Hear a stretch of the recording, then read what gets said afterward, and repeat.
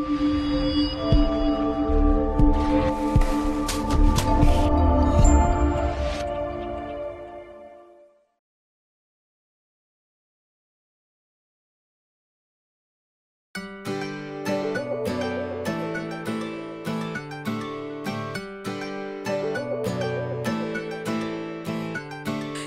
শহর টানে টানে জীবন, এই বদল হওয়ার মানে জীবন। এই শহর থাকে থাকে অমর, গল্প গাথার এক সরোবর। দিনগুলি হায় সোনার খাঁচায়, সব হারিয়ে মন। রাতগুলো যায় মেঘের কোনায়, খোঁজে ফেরে এখন। এই ক্ষুদ্র শহর মন যেন পৃথিবী এখন। এই ক্ষুদ্র শহর মন যেন সবারই আপন। হে ডাগা ডাগা ডাম ডাম, ডাম ডাম ডাগা ডাগা ডাম ডাম, হে ডাম ডাগা ডাগা ডাম ডাম, ডাম ডাম ডাম ডাম ডাম ডাম ডাম ডাম ডাম ডাম ডাগা ডাগা ডাম ডাম, হে ডাম ডাগা ডাগা ডাম ডাম, ডাম ডাম ডাগা ডাগা ডাম ডাম, ডাম ডাম ডাগা ডাগা ডাম ডাম। তাহলে এসেছেন কেন? আপনাকে নিয়ে যেতে? আমি তো বলিনি আমাকে নিয়ে যান এসে। না, আমি নিজ থেকে আসলাম। এখন তো তোমার টাকাও বকেয়া রয়ে গেল। আমার টাকা কিন্তু আজকেই দিতে হবে। কোথা থেকে দিব? দেখো, সেটা কিন্তু আমার জানার কথা না। চাচু তুমি বলো, তোমার যা বলার আছে। আব্বা তো শুনছেন। ওই কথা বলছি আবিরের সাথে। ঠিক আছে, আমি দেখি কিছু করতে পারি কি না পারি। তুমি এত ফ্লাকচুয়েট করো? একটু আগেই না বললে আমাকে হেল্প করবে? ওই লোকটার সাথে কথা বলতে চাও? কথার মাঝখানে ঢুকো না সাবরিনা। জিনিয়া বল। আবিদের আব্বু আবিদকে ফোন করেছে, বলেছে একজন একজনকে সরি বল। আব্বু আমার মনে হয় কি তুমি একবার আবিদকে ফোন করো না, তোমার সঙ্গে তো ওর অনেক ইনফর্মাল রিলেশনশিপ, তাই। সেইটাই রাখা ভুল হয়েছে। বেশি কাছে টানছালাম তো, মূল্য বোঝে নাই। ঠিক আছে, তুই বলতে আসো, তোমাদের সামনেই আমি কল দিতে আসি, দেখি কি বলে।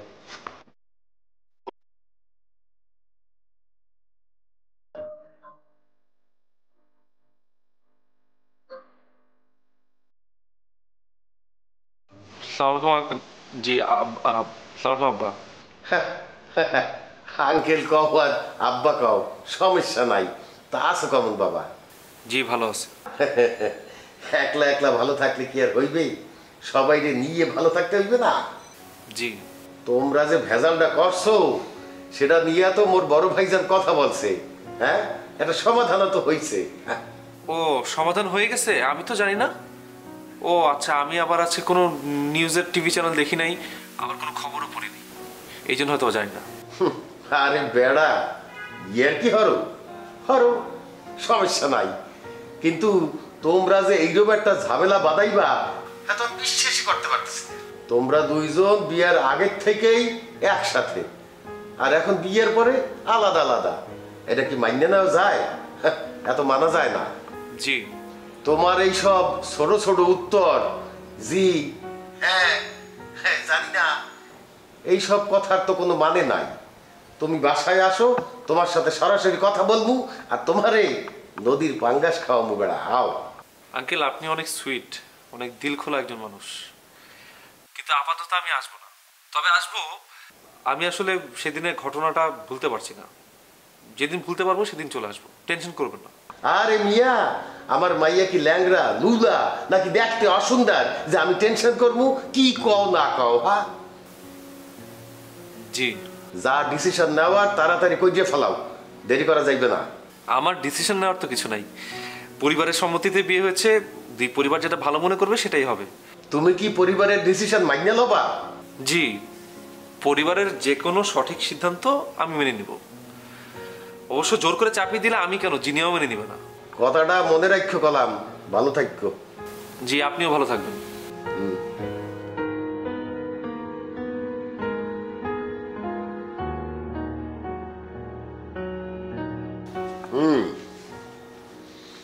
বলতে আছে দুই পরিবারের সম্মতিতে যখন বিবাহ হয়েছে, দুই পরিবার যা বলবে সম্মিলিতভাবে সেইটা সে মান্য দেবে।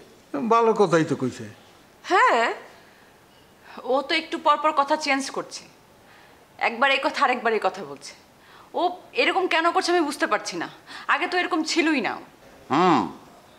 কথা একটু ফাঁক রাখছে। সে বলছে পরিবার সঠিক সিদ্ধান্ত নেবে, কোনো কিছু চাপাই দেবে না। এই তো আব্বু, বিষয়টা একদমই ক্লিয়ার। ও একটা ঝামেলা করবেই। আঙ্কেল ওর সাথে কথা বলার পর আমি ওর সঙ্গে ফোনে কথা বলবো, তারপর একটা ডিসিশন নিব। তোমরা কিছু বলতে পারবে না, আমি এত সস্তা মেয়ে না বাবা। মোর বাতেদি কেমন হিয়া আমি জানি, তোর মাইকিং করার দরকার নাই, মই তোর পাশে আছি। ধন্যবাদ চাচু। মুই গেলাম হইলে। আম্মু তুমি একটু আগে দিয়ে সব্বকে। আগাই দিতে বিয়ের প্রথম যখন ছেলে, এখন ভাইজান কখন যে যাই আর কখন যে আসি এত গেটের দারোয়ান ছাড়া আর কেউ বলতে পারে না। বড় ভাইজানের পায়া এখন অনেক বড় বড় কথা বাইরেছে না। আসো। আই লাইক ইট আম্মু। আচ্ছা ঠিক আছে। আমাকে তুমি ভুল বোঝো না প্লিজ। আবিদের কথা আমার কাছে যুক্তিসঙ্গত মনে হয়েছে, আমি সেই জন্য বললাম। দেখো, সংসার রক্ষার্থে অনেক সময় যুক্তিসঙ্গত কথাকে অযৌক্তিক মনে করতে হবে, বুঝেছ আবিদের মা? দেখো, আমার আবিদ তো সহজ সরল ছেলে, ও যেহেতু বেঁকে বসেছে ওকে মানানো কিন্তু সহজ কথা নয়। তুমি তো জোর দিলেই হবে, আর আমি তো আছি। তুমি তোর সাথে কথা বললে, লাভ তো হলো না। তুমি ওকে সরাসরি জিজ্ঞেস করো ও কি চায়, ও কি সংসার করতে চায় নাকি চায় না। যদি সংসার করতে চায় তাহলে জিনিয়াকে আজকে বাসায় নিয়ে আসবে, আর যদি না চায় তাহলে আমাকে বলুক, আমার সিদ্ধান্ত নিতে সুবিধা হবে। তুমি আবার কি সিদ্ধান্ত নিবা? আমি আবিরের সঙ্গে কথা বলেছি, সে ওদের সিনিয়র ভাই, সে এরকম ঝামেলার কথা শুনে এত লজ্জা পেয়েছে, বললো চাচা আমি যদি জানতাম যে আবিদ এরকম মাইন্ডের ছেলে তাহলে আমি গিফটই দিতাম না, আপনি যদি বলেন তাহলে গিফট আমি ফিরিয়ে নিতে পারি। আমার কারণে ওদের সমস্যা হয়েছে, এটা আমি মানতেই পারছি না। তার কথা শুনে আমার কোনো লাভ নেই আবিদের আব্বা, ও এখন অনেক কথাই বলবে, তাকে বরং বলো ও আবিদদের সাথে কথা বলো। আবিদকে তো ফোন দিয়েছিল, আবিদ তো ফোন ধরেনি। এটা তো পরিষ্কার সে আবিরকে কোনোভাবে সহ্য করতে পারছে না। তাহলে উপায় কি? বড় ভাইয়ের সঙ্গে কথা হলো, বড় ভাই তো ওই বাসার সব ঝামেলা আমার উপর ছেড়ে দিয়েছে। আরে তোমার উপর ছেড়ে দিলে কি করে চলবে? সংসারটা তো তোমার না।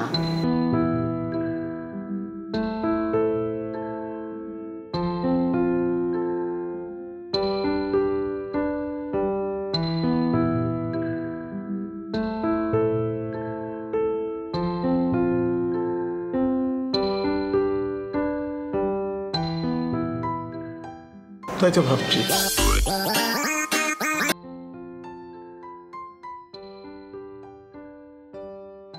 হ্যালো, বলো। কাকা, কাকে কি আছে নাকি চলে গিয়েছে? আমি তো ফোন দিব বলেছিলাম, তাই না? কিন্তু আপনার সাথে আমার একটু জরুরি কথা ছিল, তাই আসছি। একটু বাইরে আসলে কথা বলে চলে যেতাম। আর আমি এখন বেরোতে পারবো না, যে মোড়ে যে পাগল আছে না, সে উল্টো পাল্টা স্টার্টার দিতেছে আর বলতেছে আমি জানি শেয়ার দিই, আমি তাকে অ্যাভয়েড করতে চাচ্ছি। কাকা, আপনার তো গেটের বাইরে যাওয়ার দরকার নেই, আমি এই নিচে বাগানে অপেক্ষা করছি। আপনি আসলে একটু কথা বলে চলে যেতাম। আচ্ছা দাঁড়াও, আসতেছি। অনেক ধন্যবাদ কাকা, আমার বড় উপকার হলো। ধন্যবাদ পরে দাও, কথা শোনার পরে যদি তোমার পক্ষে না দাঁড়াই তাহলে কি ধন্যবাদ ফিরে দিবে? কি যে বলেন কাকা, আজ তো লোনলি ব্রিটির অনেক ক্লায়েন্ট, আপনি ফোন রিসিভ করেন না, সেজন্য তো কল সব আমার কাছে আসতেছে। আচ্ছা ঠিক আছে, আমি রাখছি। আমি একটু নিচে থেকে আসছি। কেন? শাকসবজি কিনতে হবে। শাকসবজি যা আছে আজকে হয়ে যাবে, কালকে কিনো। কালকে তো লাগবে। কালকেরটা কালকে কিনো বললাম তো। আমি আসতেছি একটু। কোথায় যাবা? ওই যে কোনার পাগলটা, ও খুব জ্বালাচ্ছে, ওর সাথে একটু কথা বলবো। তুমি যে কি সব করতে থাকো না। সে কি উল্টাপাল্টা স্ট্যাটাস দিতে, সে বলতেছে আমি নাকি শেয়ার দিই। এখন আমি উল্টাপাল্টা স্ট্যাটাসের উপর শেয়ার দিয়ে কি বিপদে পড়বো? পাগলের কাজ পাগল করছে, তাতে কোনো বিচার আচার নাই, তার কারণ সে পাগল। কিন্তু আমি তো সুস্থ, আমি কি পাগলের স্ট্যাটাস শেয়ার দিতে পারি? চাইলে পারি না। দিও না, কিন্তু তার কাছে যাওয়ার কি দরকার? লোনলি বিডির একটু কাজ আছে, আমি তোমাকে এসে বলছি, মাত্র 15 মিনিট, বেশিক্ষণ না। এই যে কবি কি বলবা তাড়াতাড়ি বলো। এত অস্থির হচ্ছেন কেন কাকা? পারিবারিক অশান্তির মধ্যে আছি। কাকা কি হয়েছে আমাকে একটু বলা যায়? কি আর হবে, আবিদার জিনিয়া 2 দিনের মাথায় ঝগড়া করে লন্ডন থেকে ফিরে আসতে আমি সেটা নিয়ে আসছি। আর কি করে তাদের ঝগড়া মিটানো যায় সেই চেষ্টায় আছি। ও বড় বাসা বেঁচে গিয়েছি কাকা। প্রথমে তো বিয়ের কথা চলছিল আমার সাথে, যেই নাকানি সোবানি খাইয়েছে আল্লাহ আমারে আসলে বাঁচিয়ে দিয়েছে। না বুঝে কোনো কথা বলবো না। আচ্ছা কাকা বাদ দিলাম, তাদের বিষয়ে তারা বুঝুক, সমাধান তাড়াতাড়ি হয়ে যাক এই দোয়া করি। এই তো এই সমস্ত কথা বলে ভালো লাগে। এখন তোমার সমস্যা বলো। অনামিকাকে আপনার কেমন মনে হয়? অনামিকাকে কি মনে হবে? Mysterious lady. মিস্টেরিয়াস লেডি যদি হয়ে থাকে তাহলে আপনি আমার সাথে বিয়ে দিতে চেয়েছিলেন কে? ও তো বিয়ে দিতে চেয়েছিলাম, বিয়েটা তো আর হয়নি, তুমি কোনো চিন্তা করো না। এখন চিন্তা করো না বললে কি হবে কাকা? অলরেডি আমার কাছ থেকে 5 লাখ টাকা নিয়ে গেছে, ওই দিন আবার 2 লাখ টাকা দিলাম। তোমার কাছে আর কত টাকা আছে? সেটা তো বড় কথা না। তাহলে তোমার বড় কথা কোনটা বলো শুনি। এখন সে আমার ফোন ধরতেছে না। আরে ফোন তো আগেও ধরে নাই, চলে তো আসছে, এরকম তো অনেক আগেও করছে। তুমি আবার আইসো আমার ঝামেলার মধ্যে ব্যাঘাত ঘটাইতে। কাকা আমি তো গরিব মানুষ, সামান্য কিছু সঞ্চয় আছে, এটাও যদি হাতছাড়া হয়ে যায় তাহলে আমি কোথায় গিয়ে দাঁড়াবো বলেন? দেখো অনামিকা মিস্টেরিয়াস বললাম এই কারণে, সে তার মা বাবার কথা এখনও আমাদের কাছে কিছু বলে নাই, ক্লিয়ার করে কিছু বলে নাই, বলতেও চায় না। অথচ আমার সঙ্গে যখন প্রথম দেখা হয় কত হাসি খুশি ছিল, সবসময় শুধু হাসতো। সে হাসির আড়ালে যে এত বড় ঘটনা রয়ে গেছে সে তো আমিও বুঝতে পারি নাই, তুমিও বুঝতে পারো নাই। আমিও তো আপনার কথা রাজি হলাম যে এই মেয়েটার সাথে আমার সম্পর্ক হতে পারে, হয়তো আমার সাথে ভালো যাবে। কিন্তু কিন্তু কি, তুমি কি তাকে বিবাহ করতে চাচ্ছ না? আমি তো চাই, কিন্তু সে তো চায় না, খালি ঘুরাচ্ছে। তার মানে তুমি এখনো বিয়ে করতে চাচ্ছ? আমি চাইলে কি হবে কাকা, সে তো চায় না। আমার তো মনে হচ্ছে এখন অনামিকাও গেল, আমার টাকাও গেল। আরে তোর হতাশ হয়ে না, হতাশ হচ্ছে কি জন্যে? তোমাকে আমি অন্য মেয়ে দিয়ে বিয়ে করাবো। না কাকা, আমার বিয়ে টিয়ে করা লাগবে না, আপনি আমার টাকাটা তুলে দেন।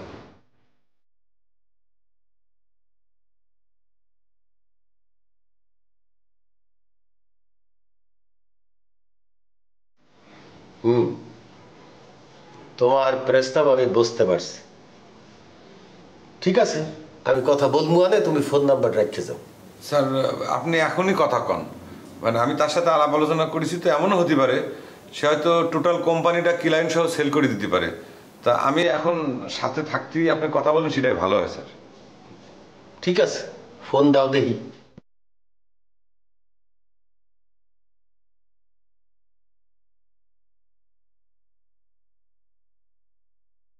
হ্যালো হ্যালো, আপনারা যে আমি আমার স্যারের কথা বলেছিলাম, স্যারের সাথে কথা বলেন, বিস্তারিত আলাপ করে নেন। আচ্ছা দাও স্যার।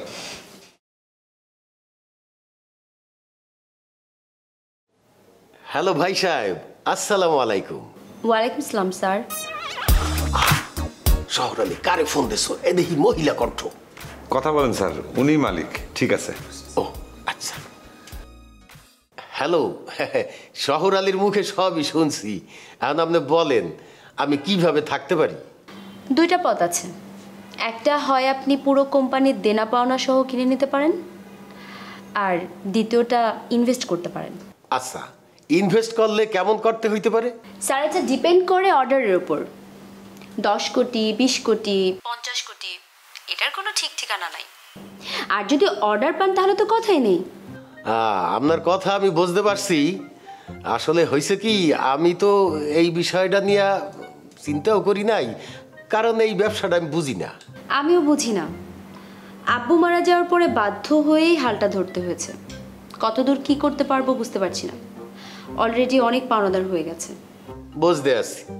এইখানে তো শহর আলিও ইনভেস্ট করছে। জি স্যার, সামান্য। হয় বলছে। যাই হোক, একটা ব্যক্তিগত প্রশ্ন করি। জি স্যার। আপনার আব্বু তো বাচ্চা নাই বললেন, তো পরিবারের আর কেডা কেডা আছে? কেউ নেই। আপনার হাজবেন্ড কি করে? আমি বিয়ে করিনি স্যার। ও আচ্ছা, বুঝতে পারছি। স্যার আমরা কি একদিন সামনাসামনি বসতে পারি? আপাতত তো বসতে পারতেছি না, আমার অনেক ব্যস্ততা আছে, নানাবিধ কাজে ব্যস্ত থাকি, তো তাই আপনারা আমি ফোনেই জানাবো কবে কি করতে পারি। আসসালামু আলাইকুম স্যার।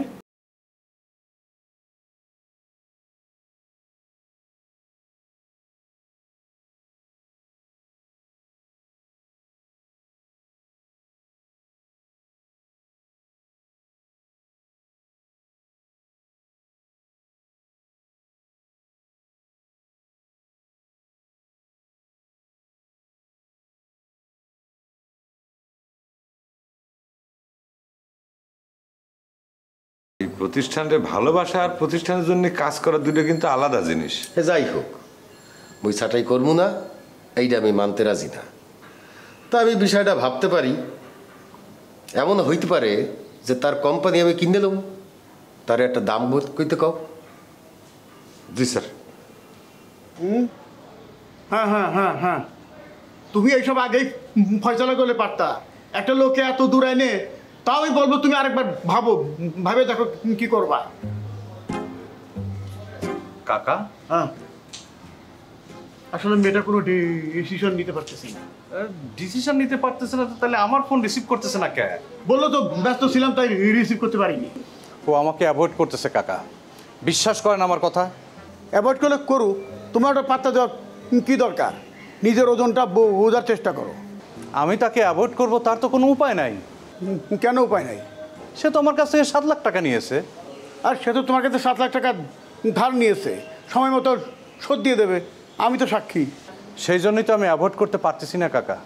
চোখের আড়াল মানে মনের আড়াল হয়ে যাওয়া। সে আমাকে ভুলে যাবে, আমার 7 লাখ টাকাও ভুলে যাবে।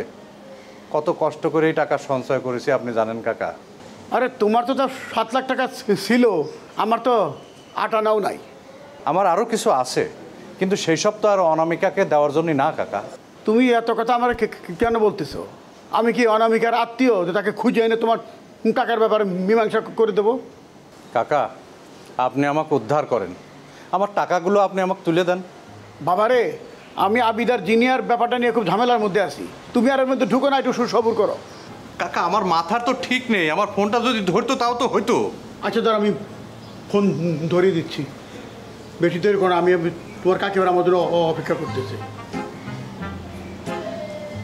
হ্যালো অনামিকা, লাইনে থাকো, এই যে কথা বলো 5 মিনিট, বুঝছো? আবার ফোন নিয়ে চলে যাও না। হ্যালো, কে? তুমি আমার কণ্ঠস্বর চিনতে পারছো না? কে? আমি খবির। কি চাই? কি চাই মানে? তোমার ফোন নাই? সোলো চাচার ফোন থেকে কেন ফোন করলা? আমার ফোন তো তুমি ধরতেছো না। ধরতে ইচ্ছে করে না তাই ধরি না। এইটা কোনো কথা নাকি? এটাই কথা। তোমার সমস্যার সমাধান হইলো? এত তাড়াতাড়ি কিভাবে সমাধান হবে? না, আমি তো বিয়ে করার জন্য উদগ্রীব হয়ে আছি। মানে আমার খালা বলতেছে যে তুই বিয়ে কর, তোর জন্য আমি মেয়ে দেখছি। খালা তোমার জন্য মেয়ে দেখছে, ভালো কথা। পাত্রী পছন্দ হলে তুমি বিয়ে করে নাও। এতদিন পরে তুমি এই কথা বলতে পারলে? আমি যে অবস্থায় আছি, আমার পক্ষে সবই বলা সম্ভব। আমার জন্য মেয়ে দেখা হচ্ছে, যদি পছন্দ হয়ে যায় আর যদি বিয়ে করে ফেলি তাহলে তো আর তোমার সাথে যোগাযোগ রক্ষা করা সম্ভব হবে না। তা তো হবেই না, এটাই তো স্বাভাবিক।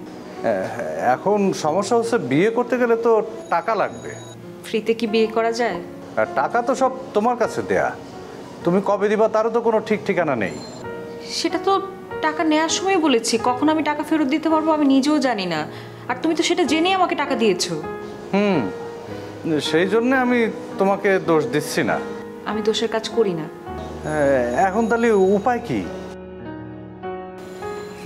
দেখো, তুমি ছেলের সাথে এরকম হা হা করলে তো সমাধানে আসবে না। আরে ও তো যুক্তির কথা বলেছে, এটা আমি অস্বীকার করবো কিভাবে? বুঝেছি, তুমি একটু সরে আসো। আসলাম। তুমি আবিদকে ফোন করে বলো, দেখ বাবা, যা হবার হয়েছে, এই ব্যাপারে আর কোনো কথা শুনতে চাই না, তুই জিনিয়াকে নিয়ে বাসায় চলে আস, ব্যাস। আমি বললি সে মানবে? মানবে না কেন? তাকে তো মানতেই হবে, না মেনে উপায় কি? শোনো, তার চেয়ে ভালো হয় কি, জিনিয়া তো বলেছে যে সে আবিদকে ফোন করবে। আগে জিনিয়া আবিদকে ফোন করে সরি বলুক, তারপরও যদি আবিদ তার জায়গা থেকে সরে না আসে তখন আমি আবিদকে ফোন দিয়ে বাধ্য করব। হ্যাঁ, এটা হতে পারে। তাহলে তুমি এক কাজ করো, জিনিয়াকে ফোন দাও। কেন তাকে ফোন দিব? ফোন দিয়ে তাকে জিজ্ঞেস করো সে আবিদকে ফোন দিয়েছিল কিনা আর কি কথা হয়েছে। আচ্ছা, আমি ফোন দিচ্ছি। তুমি তাহলে কিচেনে যাও, ওই চিকেনটা রাখা আছে ওটা কেটে রাখো, আর পটলও আছে সাথে, পটলটা কাটবে, আর 8-10টা পেঁয়াজ আছে, পেঁয়াজ কাটবে। ও শোনো, আর একটা আলুও ছুলে রাখবে। আরে একটা একটা করে কেন বলছো? একবারেই বলো না যে সব কিছু রেডি করো, আমি রান্না করব। আচ্ছা ঠিক আছে, যাও গিয়ে সব কিছু রেডি করো। আচ্ছা ঠিক আছে, যাচ্ছি।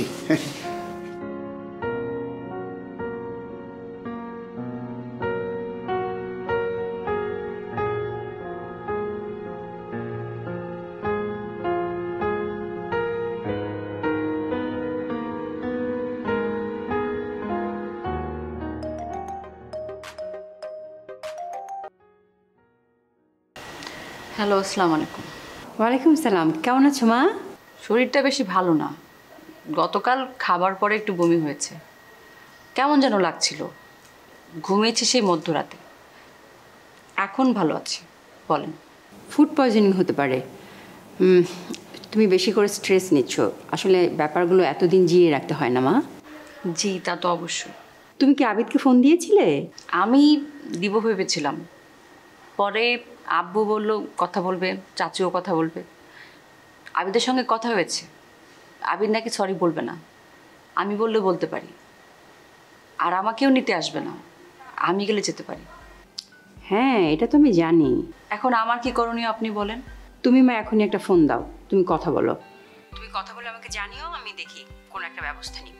সে আমাদের কারো কথা শুনবে না, এটা তো হতে পারে না।